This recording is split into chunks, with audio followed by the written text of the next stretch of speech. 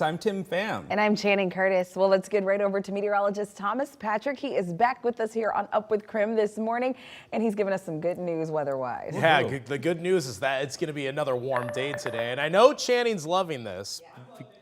Hey, that sunshine gets really nice when we get it during the daytime hours. It is very high in the sky, but this morning, not seeing any sun out there, a bit more in the way of cloud cover, a few very light sprinkles or a bit of drizzle here or there.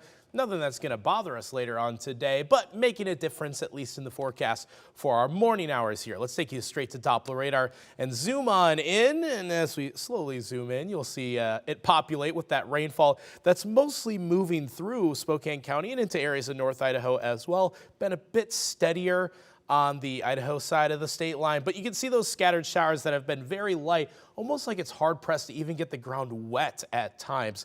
But it is there, it is present, and will be with us for probably a couple more hours before we see those really warm temperatures once again kick in for today. Otherwise, current temperatures mostly upper 50s out there, actually decently mild, looking at highs in the 70s, not quite 80s just yet. And we'll show you just how warm the rest of this week is going to be before we get to a cooler and, yes, once again, wetter weekend ahead of us. Your latest forecast details in just a couple minutes.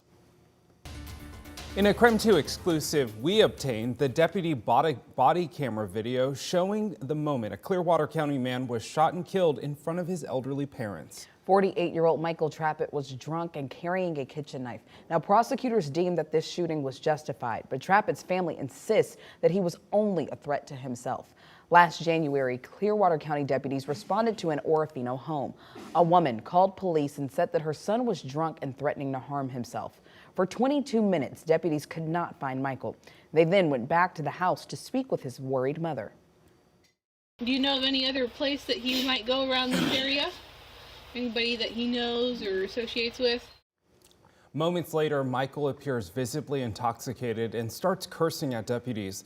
The deputies ask him to drop the knife in his hand, but he refuses. And the video shows one of the deputies getting close to Michael. Then he is shot 15 times in front of his parents. It was way excessive, 15 shots, and he wasn't even turning around and wasn't fighting them. They should have had plenty of training to de-escalate it. I mean, there is absolutely no reason that he should have been shot. Michael's older brother Bill says that his brother struggled with bipolar disorder and alcoholism. Bill says Michael was only a threat to himself. Now, he also thinks that deputies need more de-escalation training. Both of the deputies involved have been cleared. The county prosecutor deemed that the shooting was justified. Well, the homeless encampment near I-90 continues to grow. At last head count, it's estimated over 450 people live on the WashDOT property. So this morning, Krim 2's Nicole Hernandez is joining us live from East Central with more on some new amenities that an organization has now brought to the camp. Good morning, Nicole. What are these new amenities? Good morning, Channing. So Jules Helping Hands brought in 2 new water tanks to the homeless encampment here along I-90. This morning, they're planning on bringing even more. Now, in combination, these new water tanks will bring a total of 1,500 gallons of fresh water to the people living here. Jules Helping Hands says the water is to keep everyone in camp hydrated as we move into the summer months. On top of these new water tanks, the camp now also has showers, security cameras, and Jules Helping Hands is planning on installing lights. The camp, though, is illegally on WashDOT land right now. WashDOT says they did not know about these new amenities the camp is bringing in. So we asked, when is WashDOT going to step in? So the biggest thing that we continue to watch for is the shelter bed space availability.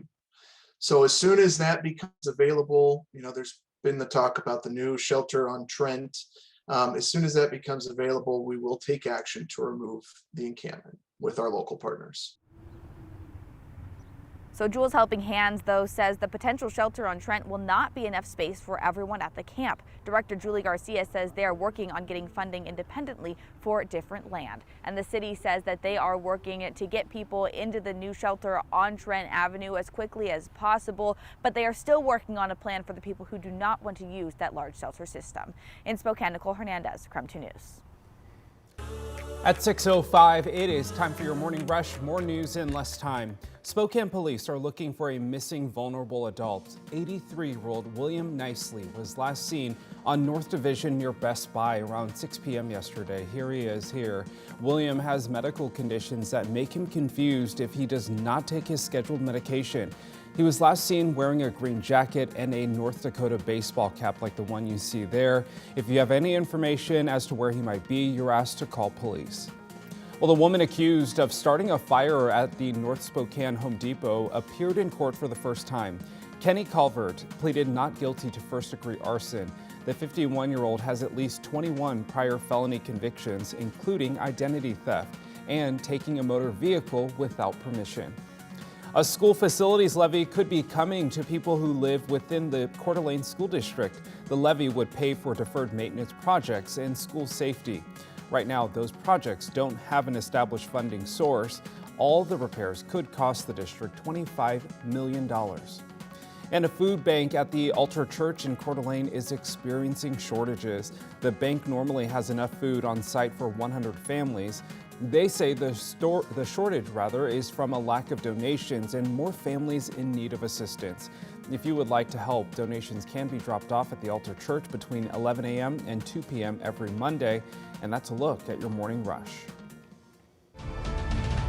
The state of Idaho and federal officials are gearing up for fire season. Representatives from FEMA and the Idaho Office of Emergency met outside of the National Interagency Fire Center yesterday.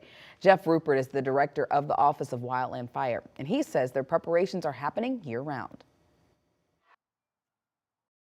Preparation activities before a fire are occurring year-round, all around the nation. We are hiring more firefighters, permanent full-time to work 12 months a year. So we're expanding that capacity for response.